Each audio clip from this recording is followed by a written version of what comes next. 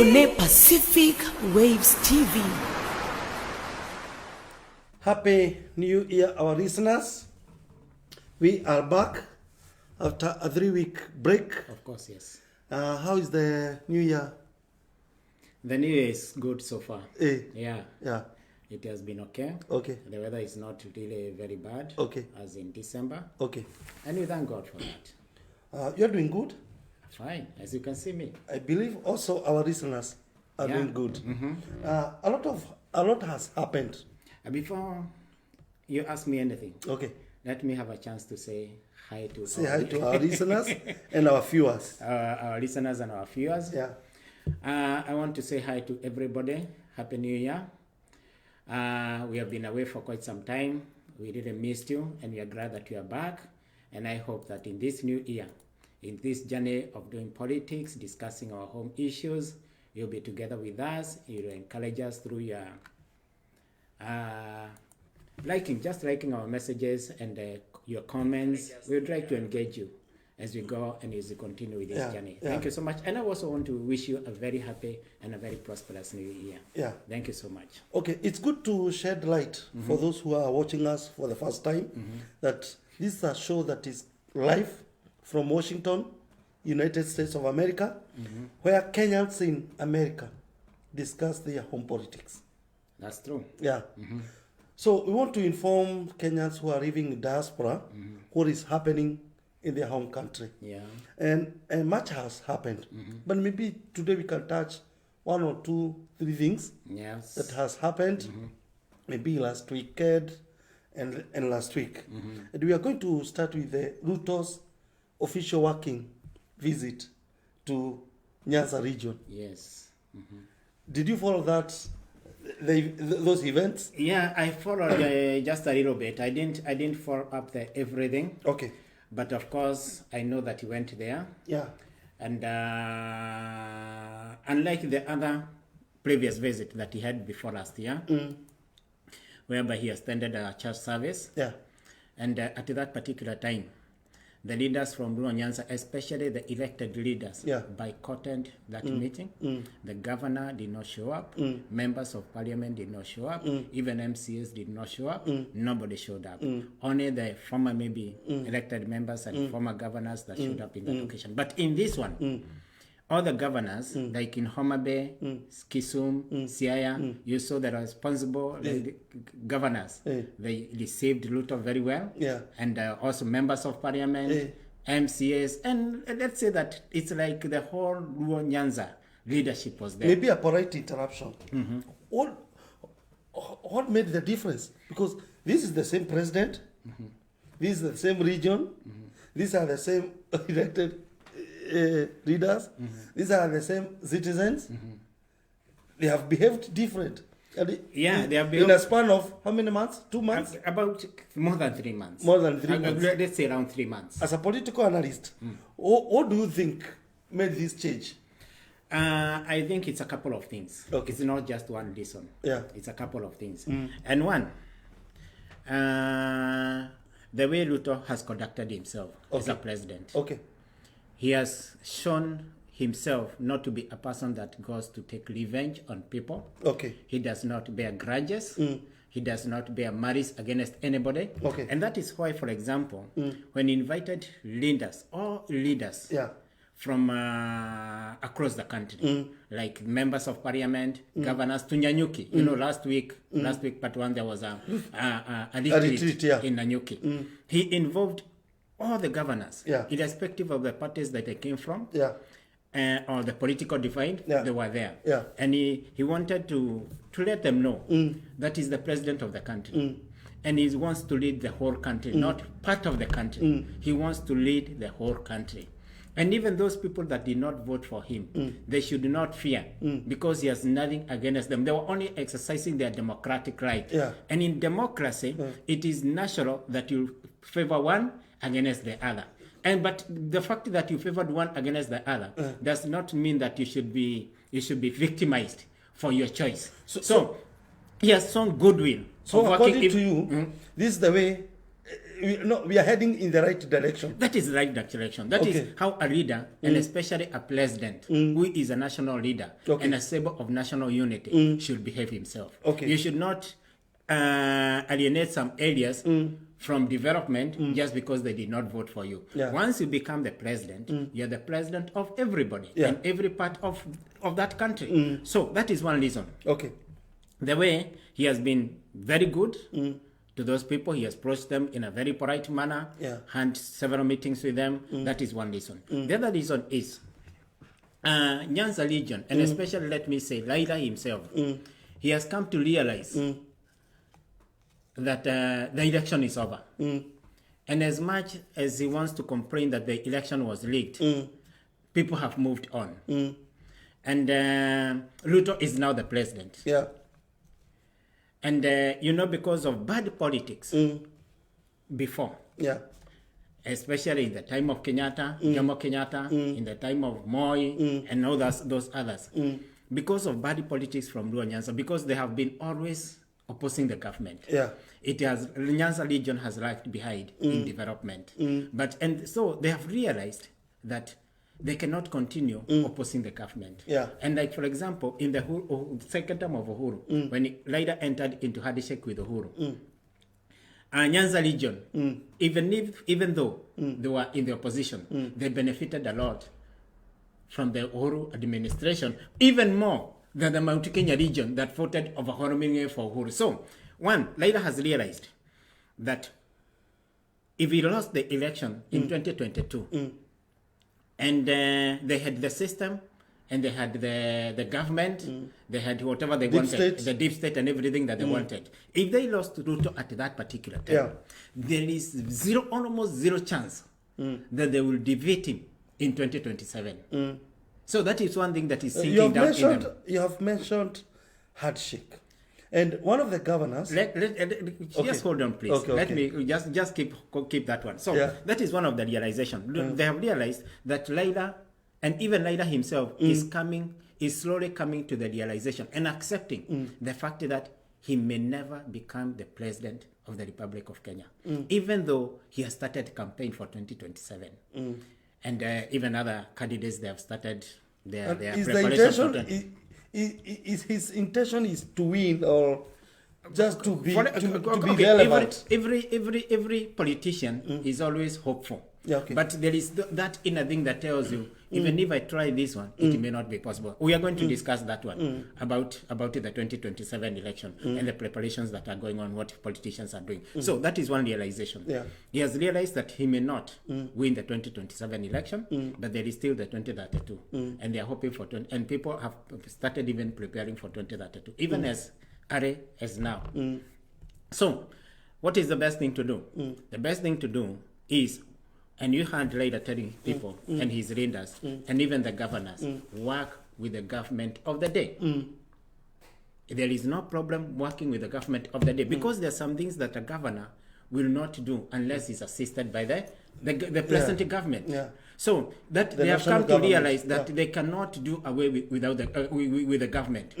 They have to bring the government in. They have to accept to work with the government. So because of Raila's acceptance and agreeing to allow his readers or those politicians that come from his political backyard to work with Ruto, that is one thing that made that Ruto's visit to Nyanza a very victorious occasion. Okay. About handshake, we saw one of the governors, Orengo, suggesting to Ruto, you need to sit down with Raila Amolo Odinga. Is there a handshake looming? Let me say this. There are some people that have been saying that there is a handshake that is looming. But I don't really think that there is going to be a handshake. But one, you have mentioned what Orengo said to and asked Ruto to do. He asked Ruto to accept to sit down with Raila. And also, there is a time, just last week, Raila asked Ruto to accept to come and sit down with him. If you want to change the constitution, just come to me. That is what he said. And the intention of Raila is to revive the BBI. Now, even, also within that week, we saw Raila meeting with the British High Commissioner in Nairobi, and there was speculation that they are trying to talk to him so that he can accept to work with the government. You remember that the diplomatic people, they were very much involved in the last election. And because they were present at the bombers, right from the beginning of the election to the end of the election, they witnessed what happened. So there is some things there are some discussions that are going on between. So there's been this talk that Raila may have a handshake with Ruto, but I don't think like Ruto is ready for a handshake. Ruto is only ready to accept that they change the constitution to the extent that we can have the office of the official opposition. Linda. He can occupy that opposition, that position, so that there can be proper checks and balances of the government. There were some rumors that even Raila wants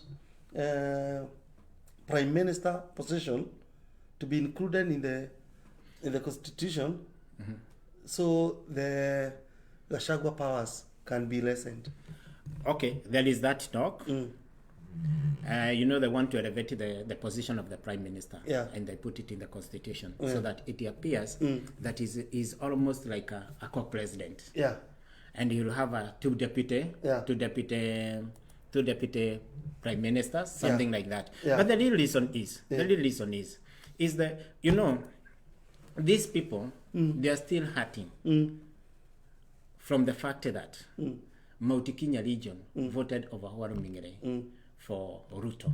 That is why they want to bring bad blood between the president and the deputy president. And they also want to bring bad blood between the deputy president and Musalia Mudavadi. To scatter the... so the whole thing is to destroy Kenya Kwanza.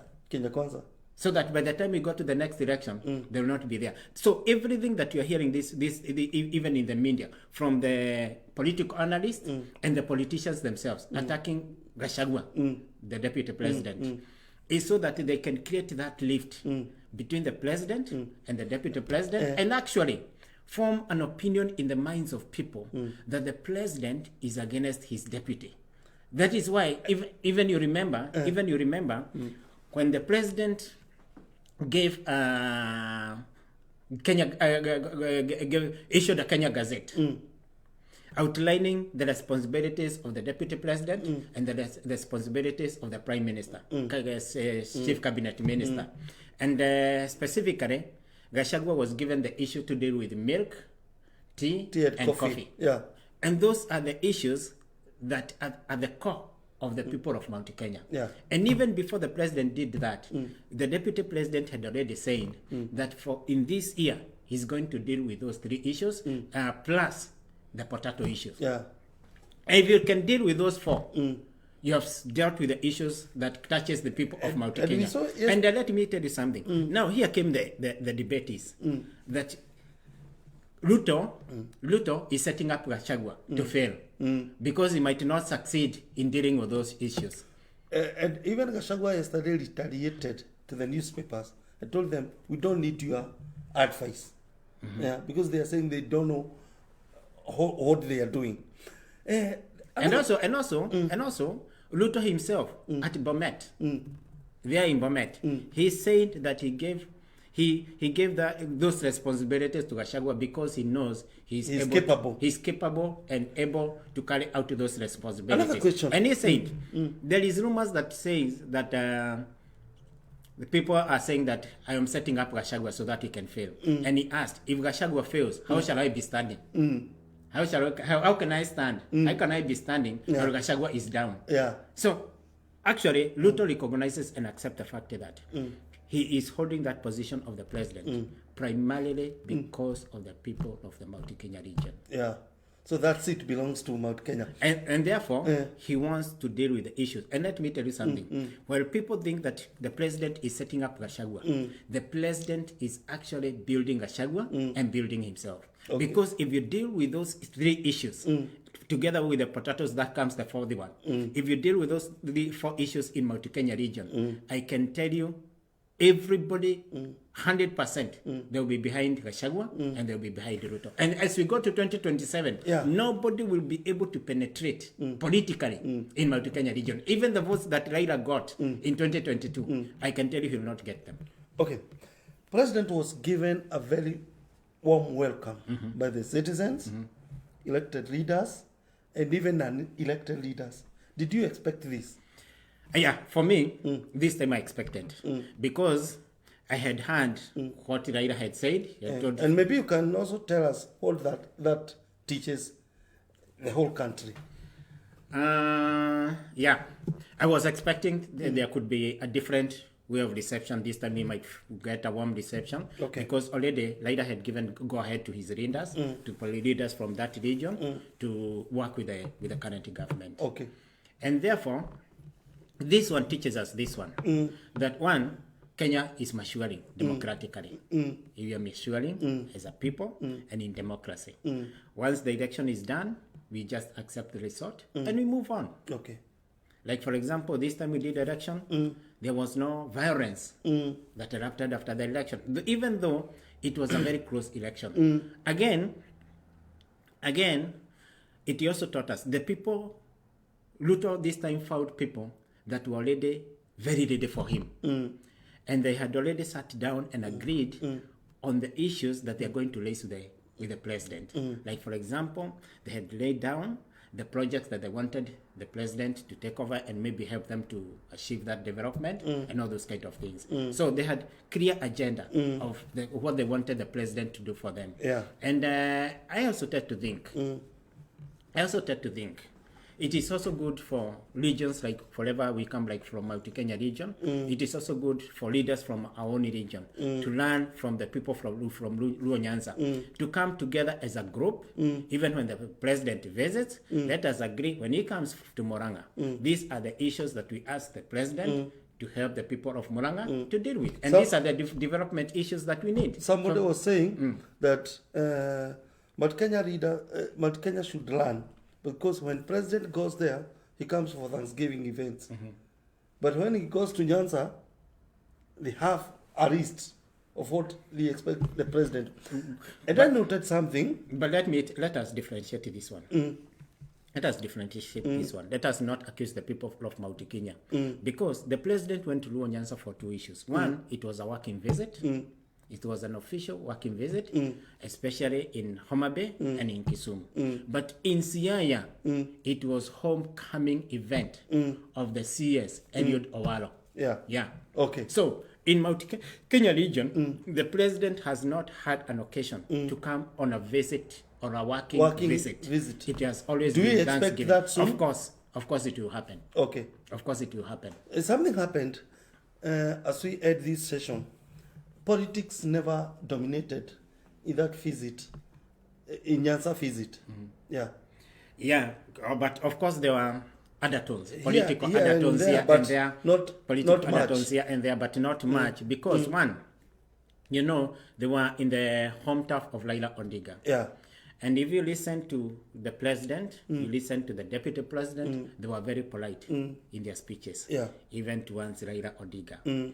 And at one time, even the deputy president Gachagua, he cast those people that tried to surrounded Baba, that tried to Ruto to Baba, that is going to get votes in Mount Kenya region. Yeah, and so it was like that. And of course, those people they have a history of being hostile. Yeah.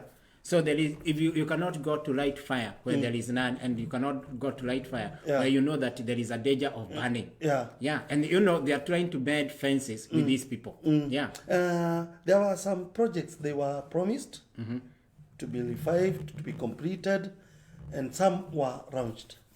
Some were launched, and of course the president promised to complete those projects that started by the previous administration, and he also promised to start other new projects. Yeah. Do you think you have anything to say about Nyanza visit before we go for a short break? I would like to say that it was a successful visit. Yeah. And it gave us a good example that once we are done with elections, let us put that matter behind us and let us do and go ahead with the work of developing our country Yeah. in whichever region that we come from. And again, let us know that we are one people, despite the fact that we may belong to different political groupings. We are still one people, Kenyans. Yeah. Simple. This is Matters That Matter Show. I'm your host, Kiarie Prestige. We go for a short break. We'll be back shortly. One of the penalties for refusing to participate in politics is that you end up being governed by your inferiors. That is why Pacific Waves Television lays bare Kenya politics and leadership on Matters That Matter Show, hosted by Kiarie Prestige and Favor Madai. Because even right now, in the Ruto coalition, Mudavadi has been given the post of the prime minister, because chief minister is another name for the prime minister. Yeah. And even without such a senior position, the Ruya people did not find it good or fit to give him the votes. Every Monday on Pacific Waves Television, Matters That Matter, as we tackle matters Parliament, Executive, Judiciary, politics of inclusion, public debt, public participation, and so much more. Matters That Matter Show. Stay tuned.